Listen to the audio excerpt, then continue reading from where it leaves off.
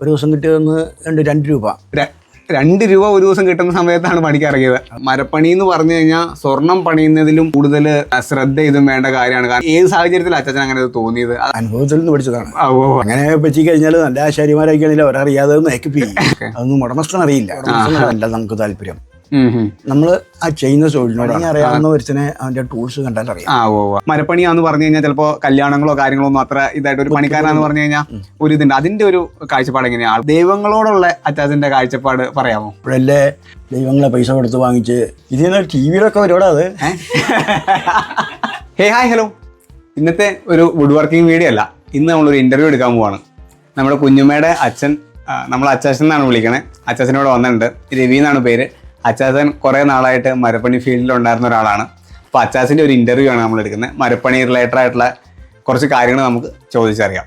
അപ്പോൾ അച്ചാച്ചാ, ഇപ്പം നമ്മുടെ ഇൻ്റർവ്യൂ, ഞാൻ ഇതൊരു ഇൻ്റർവ്യൂ ഒന്നും എടുത്തിട്ടില്ല, ആദ്യമായിട്ടാണ് ഞാനും ഇത് പരീക്ഷിക്കണേ. എന്താണെങ്കിലും നമ്മുടെ ഇൻ്റർവ്യൂയിലേക്ക് അച്ചാച്ചന് സ്വാഗതം. അപ്പോൾ ഞാൻ ആദ്യമായിട്ട് അച്ഛനോട് ചോദിക്കണേ, അച്ചാച്ചൻ ഏത് വർഷമാണ് മരപ്പണിയിലേക്ക് ഇറങ്ങിയതെന്ന് ഓർക്കണ്ടോ? അല്ലെങ്കിൽ ഏത് വർഷം, അല്ലെങ്കിൽ എത്രാം വയസ്സിൽ? വയസ്സ് പറയാം, 14 വയസ്സിൽ. 14ാമത്തെ വയസ്സിൽ. അപ്പോൾ ആ മരപ്പണി ഫീൽഡിലേക്ക് വരാനുണ്ടായ സാഹചര്യം ഓർക്കുണ്ടോ? അന്ന് നമ്മൾ പാരമ്പര്യമായിട്ട് ഇതിലേക്ക് വന്നതാണ്. എല്ലാവരും ഇങ്ങനെയാണല്ലോ. അത് പണിക്കാരന്മാർ ചെയ്യുന്നു, അത് കണ്ടിന്യൂ ചെയ്യുക. അത് പിള്ളേരും ചെയ്യുന്നു.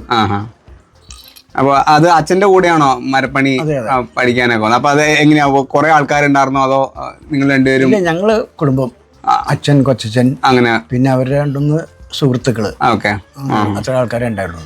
അപ്പൊ നമ്മുടെ ആ ഏരിയയിലുള്ള പണികൾ മാത്രമായിരുന്നോ ആദ്യമേ കിട്ടിക്കൊണ്ടിരുന്നത്, അതോ ഒരുപാട് വർക്കുകൾ ഉണ്ടായിരുന്നോ ആദ്യത്തെ കാലങ്ങളിൽ? ആ ഏരിയയിലുള്ളത് മാത്രമേ ഉണ്ടായിരുന്നുള്ളൂ. അതും അതിങ്ങനെ ഒരു പെരപണി ആയിട്ട് എടുക്കുവാണോ, അതോ ഫർണിച്ചർ എല്ലാ തരത്തിലുള്ള മരപ്പണികളും ചെയ്യുമായിരുന്നോ? അതോ അന്നെന്ന് പറഞ്ഞാല് നമ്മളൊക്കെ ആ പണിക്കിറങ്ങിയ സമയത്ത് ഫർണിച്ചർ ഒന്നും ഇതുപോലെ ഒന്നും ഇല്ലല്ലോ.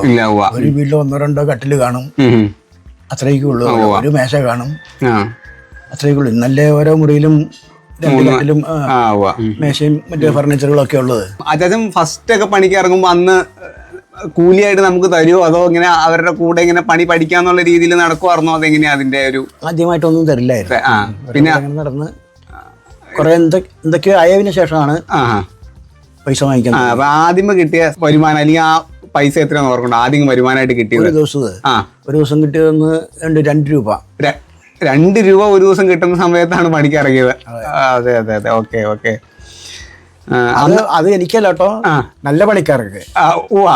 അല്ല, അച്ചാച്ചന് ആദ്യമേ കിട്ടിയ വരുമാനം ചോദിക്കണേ. അച്ചാച്ചന് ആദ്യമായിട്ട് കിട്ടിയതാണ് ഈ പറഞ്ഞ 2 രൂപ തന്നെയാണ് കിട്ടിയത്. അപ്പൊ അന്ന് അധികം ഇങ്ങനെ തച്ചായിട്ടാണോ, അതോ? അന്ന് തച്ചിന്റെ പണികളൊക്കെ ഉള്ളൂ, കൊട്ടേഷൻ ആയിട്ടുള്ള പരിപാടികളൊന്നും ഇല്ല. പിന്നെ വർക്ക്ഷോപ്പുകളൊക്കെ അന്ന് ഉണ്ടായിരുന്നോ അന്നത്തെ കാലത്ത്? ഇതുപോലെ വർക്ക്ഷോപ്പുകളൊന്നും ഇല്ല, വീടുകളിൽ ഇരുന്ന് ചെയ്യുന്നുള്ളൂ. ഓക്കെ. അച്ഛന് എന്നാ ആദ്യമായിട്ട് തന്നെ ഒരു വർക്ക് എടുത്ത് പണിയുന്നത്? കെട്ടിടത്തിന്റെ പണിയൊക്കെ തന്നെ പണിയുന്നത് ഒരു 16 വയസ്സായി തുടങ്ങി. അത് അച്ഛന്റെ കൂടെ നിന്നൊക്കെ മാറിയാണോ, അതോ? മാറിയിട്ട് അവരും ഉണ്ടാവും കൂടെ. നമ്മുടെ മേൽനോട്ടം അവർ വഹിക്കും. ഞാൻ ചെയ്യുന്നത് ശരിയാ തെറ്റൊന്നും നോക്കും. തെറ്റൊന്നും ഉണ്ടായില്ല, അങ്ങനെ ചെയ്തു. അപ്പൊ നമ്മൾ സ്വന്തമായിട്ട് ഒരു വർക്ക് എടുത്തു. അത് വീടിന്റെ അടുത്തുള്ള ഒരു വലിയൊരു വീടിന്റെ പണിയായിരുന്നോ, അതോ സ്വന്തമായിട്ട് ഒരു പണി എടുത്തത് എങ്ങനെയാണ്? അന്ന് പറഞ്ഞ ഇന്നത്തെ പോലെ വലിയ വീടുകളൊന്നും ഇല്ല. ഒരു വീടിന് 2-3 കട്ടില കാണും, 5-6 ജനല് കാണും, അത്രയൊക്കെ ഉള്ളൂ. ജനലെന്ന് പറഞ്ഞാൽ ഇന്നത്തെ പോലുള്ള വലിയ ജനലുകളൊന്നും ഇല്ല, ചെറിയ 2 പാളി ജനലുകള്. അത് നല്ല വീട് പണിയുന്നവർക്ക്. അന്ന് എന്തെങ്കിലും തരത്തിലുള്ള മെഷീൻ യൂസ് ചെയ്തിട്ടുണ്ടോ അന്ന് ആദ്യ കാലങ്ങളിൽ? അന്നൊക്കെ മുഴുവൻ നമ്മുടെ കൈ കൊണ്ടുള്ള പണികളാണ്. വാളൊക്കെ ആണെങ്കിലും അറക്കവാള്, കൈവാളുകൾ വെച്ചിട്ടാണ് ചെയ്തുകൊണ്ടിരുന്നത്. തടി മുറിക്കുകയൊക്കെ ചെയ്യുന്നത്. പിന്നെ മില്ലുകളിൽ തടി അറുത്തോണ്ട് വരും. അത് ഞാൻ ഇങ്ങനെ പടങ്ങളിലൊക്കെ കണ്ടിട്ടുണ്ട്. വലിയ തടികൾ വരെ ഇങ്ങനെ ഈ വലിയൊരു 2 കാലൊക്കെ വെച്ചിട്ട് അതിന് മുകളിൽ കയറ്റി വെച്ചിട്ട് അറുത്തോണ്ടിരുന്നത്. അന്നത്തെ അങ്ങനെയാണോ അന്ന് ചെയ്തോണ്ടിരുന്നത്, അതോ മില്ലുകൾ ഉണ്ടായിരുന്നോ? അതെ, മില്ലുകൾ ഉണ്ടായിരുന്നില്ല. നാടൻ അറക്ക. അങ്ങനെ അതിന് പറയണേ അല്ലേ? അതിങ്ങനെ മരം മുകളിൽ കയറ്റി വെച്ചിട്ട് താഴെ മുകളിൽ നിന്ന് അവരെ ഓരോരുത്തർ നിന്നിട്ട് അറക്കും. വലിച്ചിറക്കുന്നവര് നിൽക്കും, താഴെ നിൽക്കുന്നയാൾ ഇരിക്കും. അന്ന് ഈ പണി പഠിക്കണ സമയത്ത് ഏറ്റവും പാടുള്ള ഒരു പണി, ഇപ്പൊ മെഷീനറി ഒന്നും ഇല്ലാത്ത സാഹചര്യത്തിൽ ഒരു ഭയങ്കര ബുദ്ധിമുട്ടുള്ള ഒരു പണി മരപ്പണിയിൽ ഉണ്ടായിരുന്നെന്ന് തോന്നുന്നത് എന്താന്ന് ഓർക്കണ്ടോ? അച്ഛന് പറയാൻ പറ്റുമോ?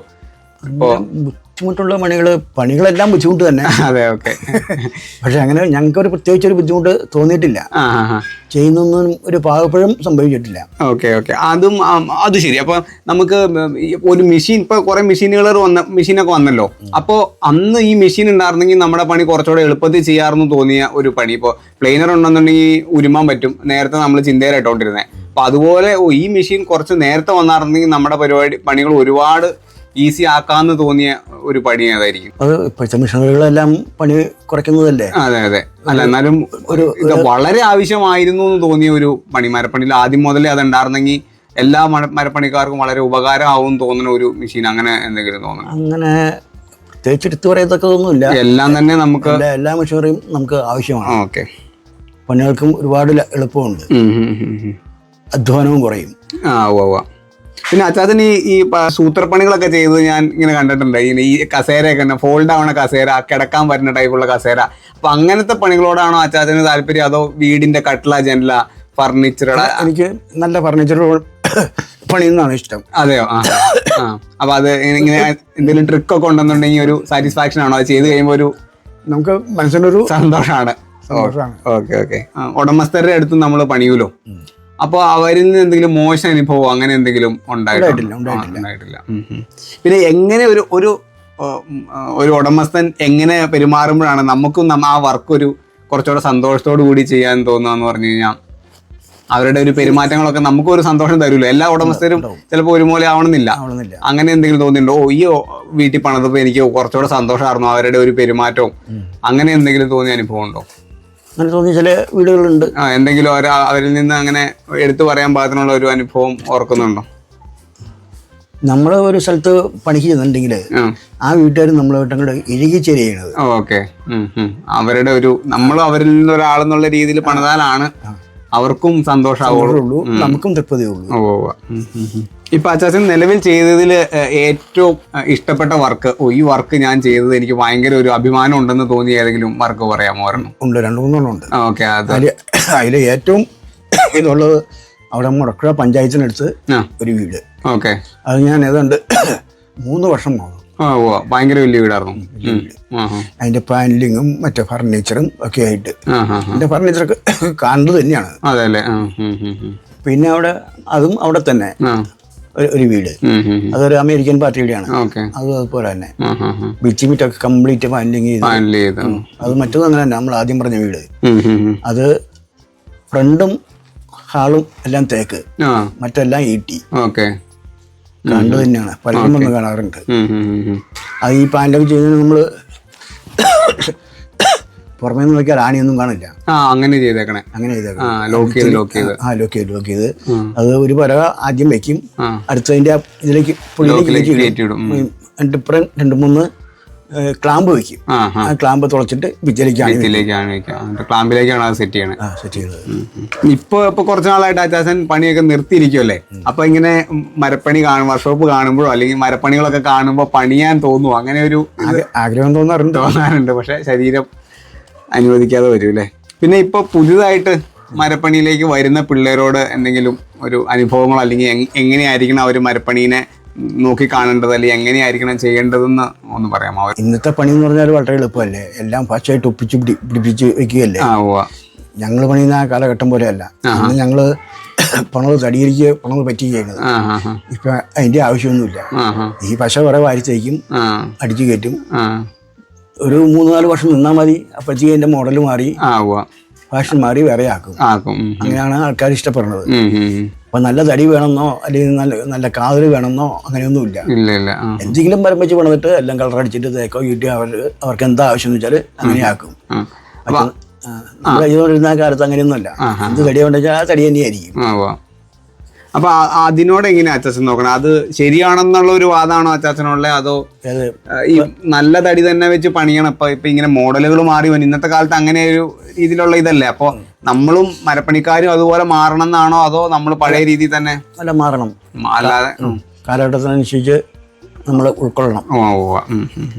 പിന്നെ നേരത്തെ അച്ചാച്ചൻ ഇങ്ങനെ ഒരു സംഭവം ഞാൻ പറഞ്ഞു കേട്ടിട്ടുണ്ട്.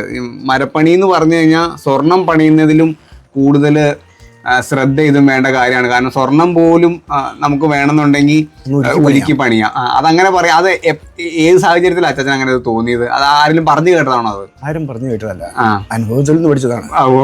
അതൊന്ന് പറയാമോ അച്ചാച്ചൻ? അത് എന്താണ് അച്ചാച്ചൻ അത് ഉദ്ദേശം? നമ്മളൊരു അളവടത്തൊരു തടി മുറിച്ചിരിക്കുക, അതൊരു 2 സെന്റിമീറ്റർ കുറഞ്ഞു പോയാൽ മതി, ആ സാധനം മാറ്റി കളേണ്ടി വരും. അതിപ്പോ എല്ലാവർക്കും സാധിക്കുന്ന കാര്യമല്ലല്ലോ. നമ്മുടെ പൈസ പോകും. ഉടമസ്ഥൻ അങ്ങനെ പറ്റി കഴിഞ്ഞാൽ നല്ല ആശാരിമാരായിക്കാണെങ്കിൽ അവരറിയാതെ നേക്കിപ്പ് ചെയ്യും. എനിക്കും ചില അബദ്ധങ്ങളൊക്കെ പറ്റിയിട്ടുണ്ട്, 2-3 അബദ്ധങ്ങളൊക്കെ പറ്റിയിട്ടുണ്ട്. അതൊന്നും ഉടമസ്ഥൻ അറിയില്ല, അറിയാതെ നമ്മളത് റെഡിയാക്കി വിടും, കൈകാര്യം ചെയ്തു. കൊട്ടേഷൻ പരിപാടി എന്ന് പറയുമ്പോൾ ലാഭം കിട്ടാൻ എന്തെല്ലാം ചെയ്യാൻ പറ്റുമോ അതൊക്കെ ചെയ്യും. ലാഭം കൊട്ടേഷൻ തന്നെ, പക്ഷെ നമുക്ക് ആ കൊട്ടേഷൻ ലെവലിൽ പോകാൻ കഴിഞ്ഞിട്ടില്ല. ഞാൻ മരപ്പണിയിലേക്ക് വരുവാണ്. അപ്പൊ അച്ചാച്ചന് എന്നോട് എന്തെങ്കിലും ഒരു ഉപദേശം കൊടുക്കുവാണെന്നുണ്ടെങ്കിൽ എന്തായിരിക്കും? ഇന്നത്തെ പിള്ളേർ ഉപദേശം കേൾക്കുന്നവരാരുള്ള മരപ്പണിയിലാണെങ്കിലും ഏത് രംഗത്താണെങ്കിലും ശരിയാ. എൻ്റെ കാഴ്ചപ്പാടെന്ന് വെച്ചാൽ ഉടമസ്ഥനോടല്ല നമുക്ക് താല്പര്യം, നമ്മൾ ആ ചെയ്യുന്ന തൊഴിലിനോടാണ്. ദൈവങ്ങളെ പൈസ കൊടുത്ത് വാങ്ങിച്ച് പലയിടത്തും പല രീതിയിൽ കാണിക്കുന്നത്. നമ്മുടെ ദൈവം നമ്മുടെ മനസ്സാണ്. എനിക്ക് ദൈവത്തെക്കാൾ ഇഷ്ടവും ബഹുമാനിക്കേണ്ടതും മാനിക്കേണ്ടതും മനുഷ്യരെയാണ്.